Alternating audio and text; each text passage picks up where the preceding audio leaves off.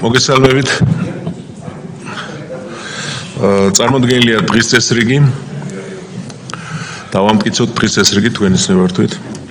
პირველი საკითხი საქართველოს თავრობის მიერ საკანონმდებლო ინიციატივის წესით წარმოდგენილი საქართველოს კანონპროექტი უმაღლესი განათლების შესახებ საქართველოს კანონში ცვლილების შეტანის თაობაზე და მისი თამდები კანონპროექტები. დაჩქარებული წესით მოხსენებელი საქართველოს განათლების მეცნიერებისა და ახალგაზრდობის მინისტრის მოადგილე ბატონი ზვიად გაბისონია. გთხოვთ ბატონო ზვიად.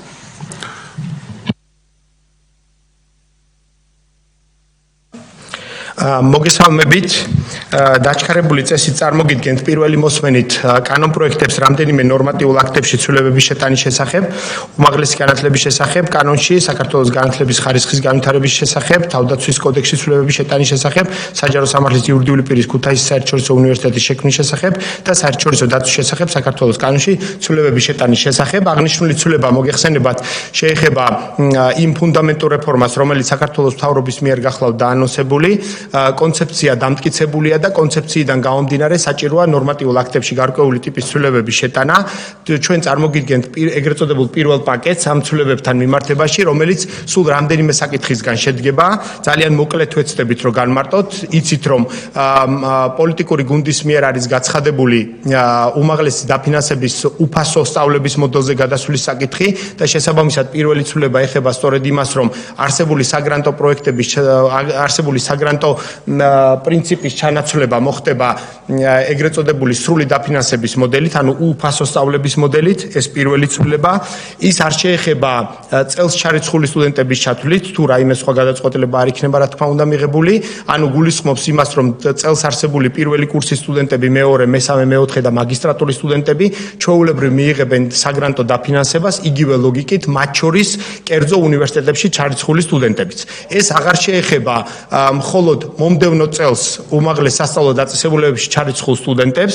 ამ მიმართულებით საქართველოს მთავრობას ცვლილებების მიხედვით ენიჭება დელეგირება განსაზღვროს ორი მთავარი პარამეტრი.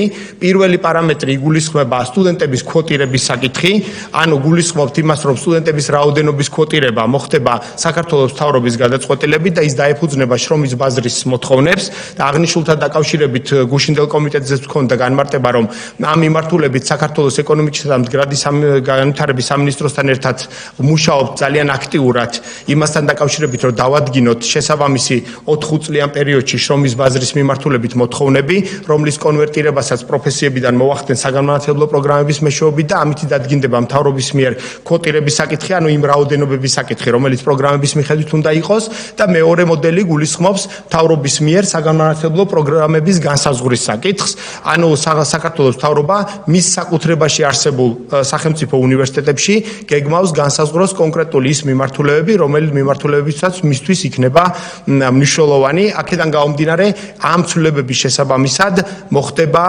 ნორმატიულ აქტებში გარკვეული ტიპის ცვლილებების შეტანა და შესაბამისი არსებული ნორმატიული ბაზის ჩანაცვლება.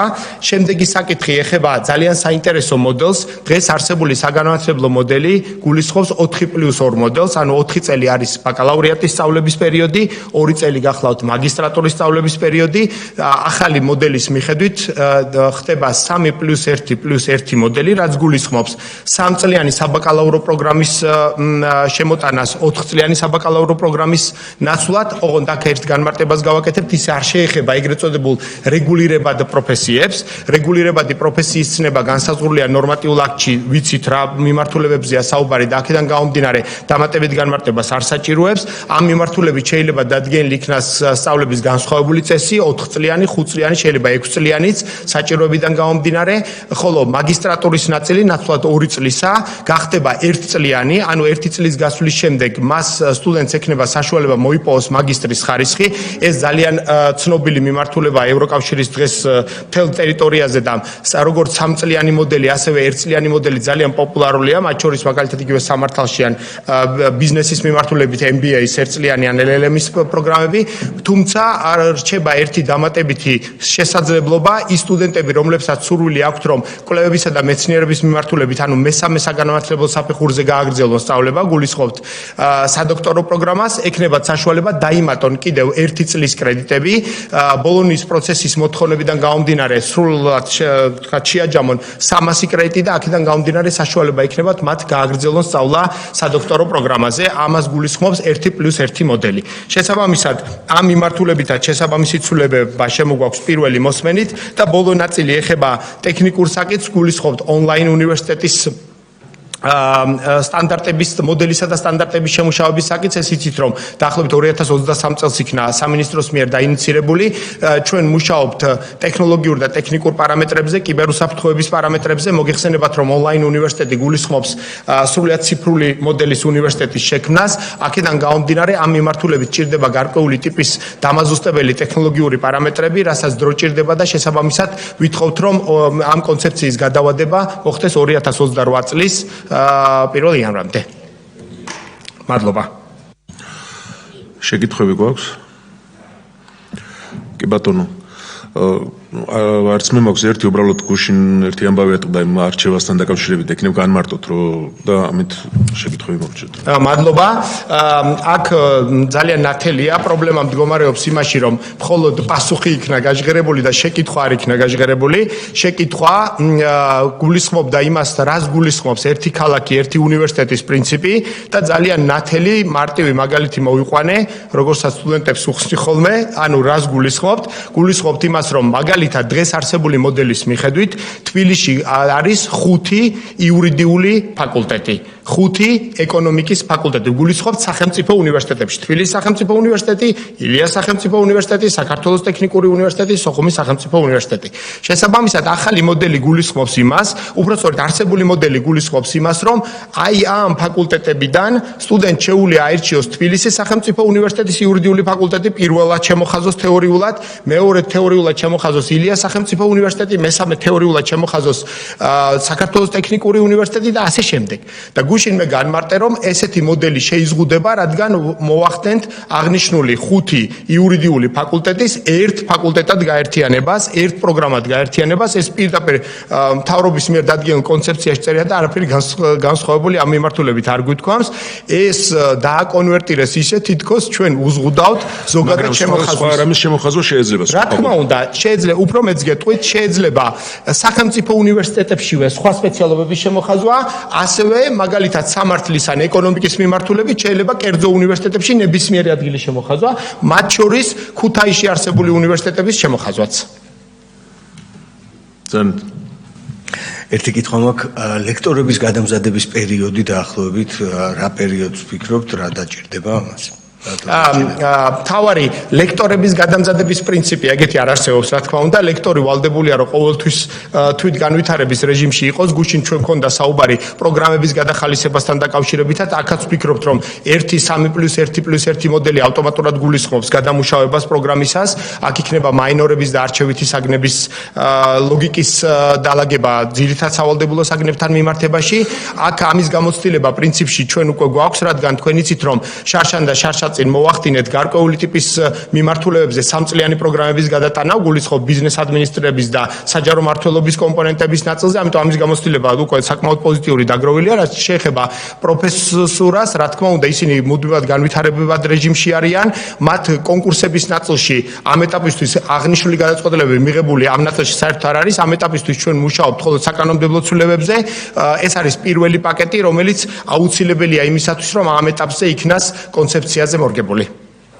კარგი. მადლობა. კარგი. ბატონი ბეჟანი და. დიახ, ბატონი ბეჟანი. რა მაინტერესებს იცი? აი თქვენ გათვლილი გაქვთ ეს ამიხსენით როგორ არის? მე მიმაჩნია რომ თუ იურიდიულზე აბარებს ადამიანი და იურისტი უნდა გამოვიდეს, მას არ უნდა ქონდეს სხვა აი იურიდიული იქნება სახელმწიფო უნივერსიტეტში, კეთილინებოდა ჩააბაროს იქ. მიიღო ეს შექმნის კონკურენცია ჩემის აზრით და იქნება ხარისხიან იურის მივიღებთ. თუ ის დაწერს მეორე სპეციალობას ეკონომის, მესამე სამედიცინოს, როგორ წარმოგიდგენიათ, ადამიანი უნდა ჩამოყალიბდეს ბოლოს საფეხურზე სკოლაში თუ სადაბარებს. ამის შემდეგ ჩვენ გავხსნით, ჩვენ გვეყოლება ისეთი სპეციალისტები, რომელიც კონკურსი იქნება, როგორც იყო ადრე ერთ ადგილზე შეიძლება მოვიდეს რამოდენიმე 10-15 აბიტურიენტი და იქიდან მივიღებთ ხარისხი. თქვენ ამაზე ისაუბრეთ, მაგრამ თუ გინდა დავამატოთ. არა, მე მგონი ძალიან ნათელია, გასაგებია თქვენი პოზიცია. ორი დღე ამ საკითხზე არის სპეკულირება, თითქოს ჩვენ გარკვეული ტიპის შეზღუდვებს ვითვალისწინებთ. ამ დროს ამ ნორმატიულ აქტებში მსგავსი ტიპის არანაირი ცვლილება გათვალისწინებული არ არის. უფრო მეც გეტყვით, ნორმატიულ აქტებში საერთოდ არ არის მითითებული არანაირი არჩევის საშუალებებთან დაკავშირებული საკითხები. მე მგონი ძალიან ნათლად განმარტე ის 4 ძირითადი პრინციპი, რა პრინციპსაც ემყარება აღნიშნული ცვლილებები. კარგით, ჩვენ ეს ხშირად გამიხილია უმრავლესობის ფორმატში და ამიტომ ხარი დავუჭიროთ, მე მგონი. მადლობთ. მადლობა. მეორე საკითხი ინიციატორის მოთხოვნით მოხსნილია. შემდეგი საკითხი არის საქართველოს მთავრობის მიერ რატიფიცირებისათვის წარმოდგენილი 2019 წლის 27 აგვისტოს საქართველოსა და აზიის განვითარების ბანკს შორის სასესხო შეთანხმების ნომერ პირველი ცვლილების წერილი შეთანხმება. მოხსენებელი საქართველოს ინფრასტრუქტურის მინისტრის მოადგილე ქალბატონი მზია გიორგოვიანი. თხოვთ ქალბატონს.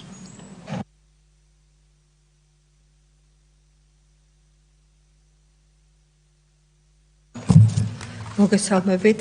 წარმოგიდგენთ რატიფიცირებისათვის 2019 წლის 27 აგვისტოს გაფორმებულ შეთანხმებაში საქართველოსა და აზიის განვითარების ბანკს შორის სასესხო შეთანხმებაში ნომერ პირველი ცვლილების წერილი შეთანხმების თაობაზე რატიფიცირებისათვის ცვლილება გამოწვეული არის საქართველოსა და აზიის განვითარების ბანკს შორის დაწესებული სესხის ხარჯვის პროპორციის ცვლილებასთან მიმართებაში.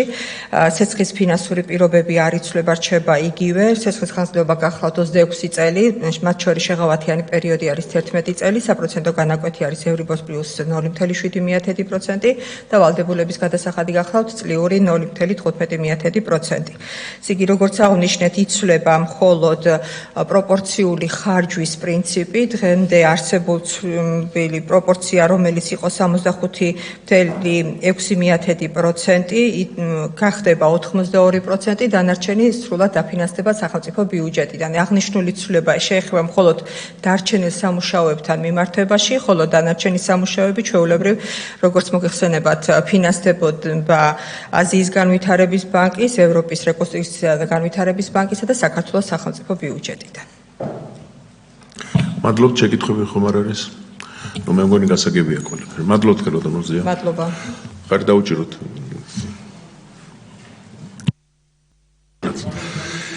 კარგი, გავაგრძელოთ ბატონო ბეჟან, გთხოვთ.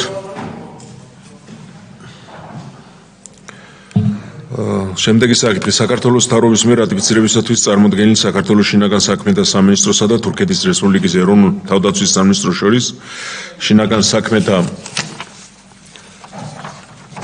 სამინისტროს სახელმწიფო საქვეუწყებო დაწესებულება საქართველოს საზღვაო პოლიციის სანაპირო დაცვის დეპარტამენტის მომსახურების ნატოს საზღვაო უსაფრთხოების ოპერაციაში ზღვის მცველი მონაწილეობისას თურქეთის რესპუბლიკის საზღვაო ძალების ხომალდებზე განთავსებასთან დაკავშირებით. ტექნიკური შეთანხმება. მოხსენებელი საქართველოს შინაგან საქმეთა მინისტრის მოადგილე ბატონი ალექსანდრე დარახველიძე. გთხოვთ ბატონო ალექსანდრე.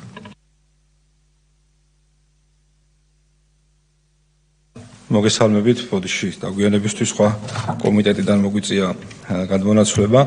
წარმოგიდგენთ ზემოაღნიშნულ შეთანხმებას, რომლის მთავარ მიზანს წარმოადგენს საქართველოსა და თურქეთს შორის შესაბამისი შეთანხმების გაფორმება. ჩვენ გვაქვს გავსი შეთანხმება საბერძნეთთან გაფორმებული.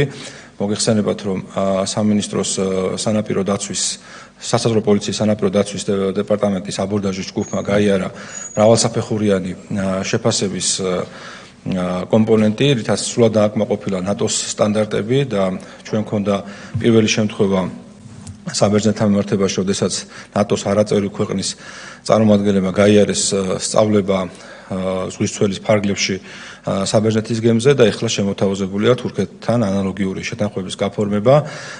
წარმოდგენილია სარატიფიკაციოდ აღნიშნული დოკუმენტი, რომლის გაფორმების შემდგომაც იანვრის თვეში ჩვენი აბორდაჟის ჯგუფი გაემგზავრება თურქეთში და თურქ კოლეგებთან ერთად ნატოს გემზე საშუალება ექნებათ, რომ გაიაროს შესაბამისი წვნის და აღჭურვის პროგრამა, ასევე სწავლება, რაც საბოლოო ჯამში ხელშეუწყობს ჩვენი სანაპირო დაცვის, ნატოსთან თავსებადობის გაძლიერებას და საბოლოო ჯამში გვექნება საშუალება, რომ ნატოს წევრ ქვეყნებთან ერთად გავიაროთ ის მნიშვნელოვანი სასწავლო კომპონენტები, რომელიც ჩვენი სანაპირო დაცვის გაძლიერებას შეუწყობს ხელს. ეს არის მოკლედ აღნიშნულ პროექტთან დაკავშირებით, თუ კი კითხვები არსებობს, სიამოვნებით სათვალო გიპასუხოთ. შეკითხვები არ არის, თქო დავუჭიროთ ხარებს.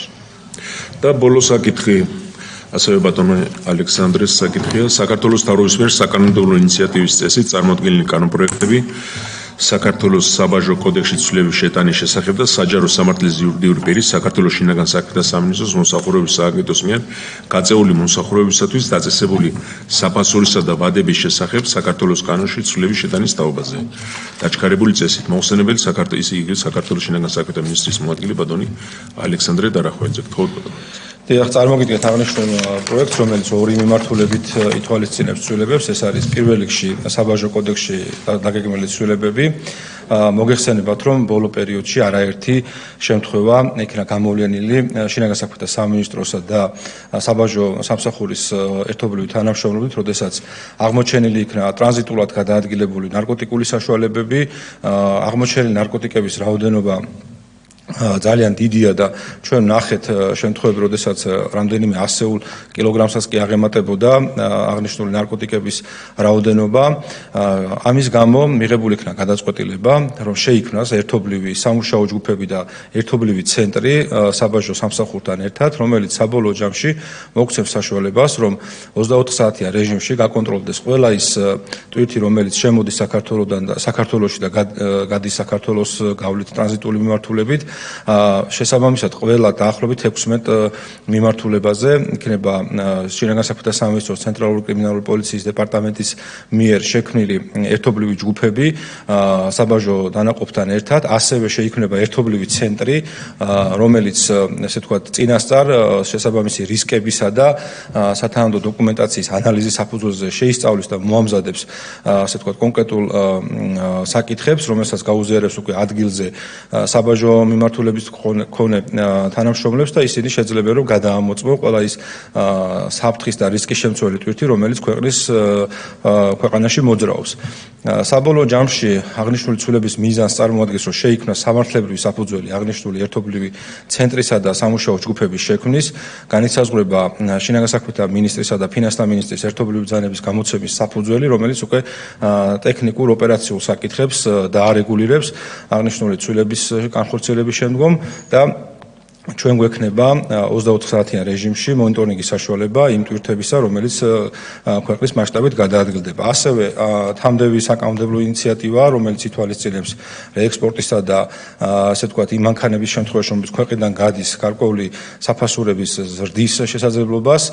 კიდევ ერთხელ ვიმეორებ, აღნიშნული ცვლილება არ შეეხება ჩვენ მოქალაქეებს, რომლებიც საზღვარგარეთთან ჩამოყავთ ავტომობილები და ქვეყანაში რჩება და ასე ვთქვათ სარგებლობენ ეს ცვლილებები და საფასურების და ძირითადად ეხება იმ ავტომობილებს, რომლებიც ქვეყნიდან გადის და მოგეხსენებათ, რომ ბოლო პერიოდში მნიშვნელოვნად არის გაზრდილი აღნიშნული ავტომობილების ასე ვთქვათ ქვეყნიდან გატანის მაჩვენებელი, იზრდება ადგილზე შემოწმების და დათვალიერების, ასევე დოკუმენტის გაცემის საფასური და ასე შემდეგ, რაც საბოლოო ჯამში მოხმარდება შინაგან საქმეთა სამინისტროს მიერ დაკისრებული ამოცანებისა და ფუნქციების ეფექტურად შესრულებას. მადლობთ, შეკითხვები? ზანეთოდ. მოგესალმებით.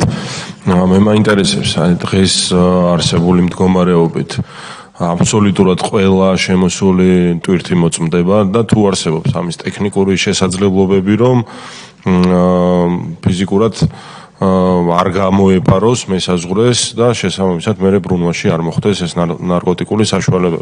ძალიან მნიშვნელოვანი მიმართულებაა. შეურიგებელი ბრძოლა აქვს სახელმწიფოს გამოცხადებული. ჩვენ ბოლო პერიოდში თითქმის ყოველდღე უყურებთ იმას, რომ შინაგან საქმეთა სამინისტრო როგორ აქტიურად მუშაობს ნარკო რეალიზატორების წინააღმდეგ, ეს რა თქმა უნდა თავისთავად შედეგს მოიტანს. ერთ-ერთი ყველაზე მნიშვნელოვანი მიმართულებაა ჩვენი ჯანსაღი მომავალი თაობებისთვის, იმიტომ რომ გარკვეულწილად სადღაც ცოტა მოვდუნდით ამ მიმართულებით და შესაბამისად დღეს უფრო მეტი სამუშაო ტექნიკურად რამდენად იქნება აღჭურვილი ეს ახალი დანაყოფი, რომ არც ერთი ტვირთი არ გამოეპაროს ამ მიმართულებით. გითხრა, აბსოლუტურად უერთდები ჩემი კოლეგის ნარატივს და დიდ მადლობას უხდი შინაგან საქმეთა სამინისტროს ესეთი აქტიური მონაწილეობისთვის ამ მიმართულებით. თქვენ აღნიშნეთ, რომ ერთობლივი ჯგუფები შეიქმნება, ეს შეიქმნება არსებული თანამშრომლების ფარგლებში თუ ახალი კადრები იქნება მოსაზრდი ამისთვის, რომ ესეთი აქტიური კონტროლი გაგრძელდეს საზღვარზე. მადლობა. მადლობთ, გთხოვთ. დიდი მადლობა შეკითხვებისთვის, რაც შეეხება ტვირთების შემოწმების საკითხს. ბუნებრივია, ყველა ტვირთი სტანდარტული შემოწმების, ანუ რასაც ქვია, ისე ვთქვათ, ტვირთის დათვალიერება, სკანირება და ასე შემდეგ, ეს ფიზიკურად შეუძლებელია, იმიტომ რომ იმდენად დიდია რაოდენობა, ფიზიკურად შეუძლებელია, რომ ყველა ტვირთი, ესე ვთქვათ, დეტალურად შემოწმდეს. ამ შემთხვევაში არსებობს რისკების შეფასების, ესე ვთქვათ, მოდული, რომელიც კონკრეტულ შემთხვევაში აიდენტიფიცირებს საეჭვო და სავარაუდო, ასე ვთქვათ, ისეთ ტვირთებს, რომელთა მიმართებაშიც ან დანიშნულებიდან, ან მარშრუტიდან, ან ვთქვათ, სხვადასხვა, ასე ვთქვათ, კომპონენტებიდან გამომდინარე, ეს რა თქმა უნდა არ არის ღია ინფორმაცია და ვერც იქნება ღია იქიდან გამომდინარე, რომ ამ შემთხვევაში მაშინ იმ ადამიანებსაც გადააქვთ კანონით ისინი სწორედ ისე შეინიღებებია, რომ შეუძლებელი იქნება მათი აღმოჩენა, თუმცა ამ შემთხვევაში სწორედ ეს რისკების შეფასების პროგრამა და ერთობლივი ცენტრი, რომელიც უფრო ანალიტიკურ მუშაობაზე იქნება კონცენტრირებული, ამ შემთხვევაში ისინი განსაზღვრავენ კონკრეტულ საეჭვო მარშრუტებს, საეჭვო კონტეინერებს, საეჭვო ნივთებს და საეჭვო მიმართულებებს და ამის შემდეგ მოხდება იმ მიზნობრივად იმ სეგმენტის შემოწმება. თუმცა რა თქმა უნდა ადგილზე არსებულ ჯგუფებს კონკრეტული ეჭვის არსებობის შემთხვევაში იქნება საშუალება მიიღონ გადაწყვეტილება უკვე ერთობლივი ბრძანებით განსაზღვრულ შემთხვევებში ნივთის გადამოწმების თაობაზე, ან ორმაგი კონტროლი არსებობს. ერთი დოკუმენტური და ანალიტიკური კონტროლი, მეორე ადგილზე კონტროლი. რაც საბოლოო ჯამში ვფიქრობთ, რომ მნიშვნელოვნად გააძლიერებს ჩვენი ქვეყნის საბაჟო და სასაზღვრო მიმართულებას. ასევე, რა თქმა უნდა, შემოსავლების სამსახური მნიშვნელოვან გადაიარაღებას განიცდის, ხდება ახალი, ასე ვთქვათ, ტექნიკის და საშუალებების შეძენა იმისათვის, რომ უფრო ეფექტურად მოხდეს გაკონტროლება, რაც საბოლოო ჯამში ჩვენი ერთობლივი მუშაობის შედეგად მოგცევს იმის საშუალებას, რომ მსგავსი შემთხვევები მინიმუმამდე იქნეს დაყვანილი. რაც შეეხება ბატონ ილიას შეკითხვას, ასე ვთქვათ, საკადრო უზრუნველყოფასთან დაკავშირებით, გეტყვით, რომ მოძიებული იქნა დამატებითი საშტატო ერთეულები 16 სხვადასხვა მიმართულებაზე შეიქმნა ახალი განყოფილება, მიმდინარეობს ამჟამად დაკომპლექტება აღნიშნული დანაყოფების და უკვე ეს სამართლებრივი საფუძველი, რომელიც დაჩქარებული წესით არის ინიცირებული და წლის ბოლოს ვფიქრობთ, რომ უკვე ჩვენ გვექნება საკანონმდებლო ცვლილებაც, გვექნება შესაბამისი ნორმატიული აქტიც, რომელიც დაარეგულებს აღნიშნულ საკითხს, ამავე დროს მიმდინარეობს დაკომპლექტების პროცესი, ეფექტურად ამუშავებს ამ მიმართულებას და მაქსიმალურად გადააზღვის იმ რისკებს, რაც ამ მიმართულებით არსებობდა და რაც გამოწვევები ჰქონდა, რაც თავარია. მადლობა, სხვა შეკითხვები არ არის. ხარი დაუჭიროთ ეს რეგავდით. მადლობთ ბატონ ალექსანდრე, ამით ამოწურულია დღეს კომიტეტის